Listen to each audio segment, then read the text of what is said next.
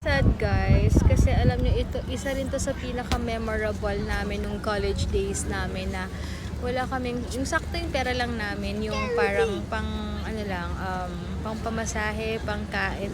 Alam nyo ba kung saan kami kumakain dito? Basta important, mas mahal pa yung battery natin na lithium, pang picture, kaysa pang kain natin. Actually, kasi binigyan ako ng tita ko ng camera nakakatawa yung brand. Olympus.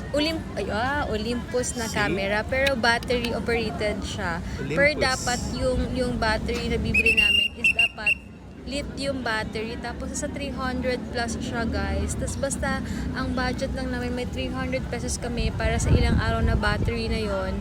Tapos pagkain, ang mga pagkain dito guys before yung mga hotdog sandwich lang. 2007 pa yun? 2000 ano? 2008.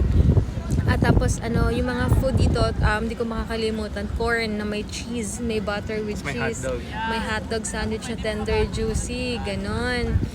Tapos uuwi na kami after, magko-commute lang kami, uwi na kami, basta may pamasahe lang kami, tapos pang mas mahal pa yung food, yung lithium battery kaysa pagkainan. But ngayon guys, ang tagal namin hindi nakapunta dito, wala na siyang mga food trip, even yung tender juicy sandwich no, wala na. Sabi ko pa naman ang gagawin namin dito para malanghap lang ni Hugo yung natural. Ayan o. Ayan guys, sabi lang namin, tambay lang kami dito para malanghap niya lang yung hangin, ganyan. Pero ngayon wala.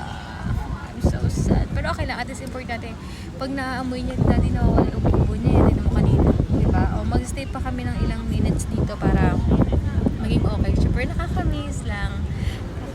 Hi Dad. Baka na maipin mo. Yun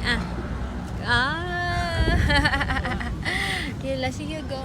Ay, may makeup. Sige, Daddy. Ay, sige guys. Yun lang naman.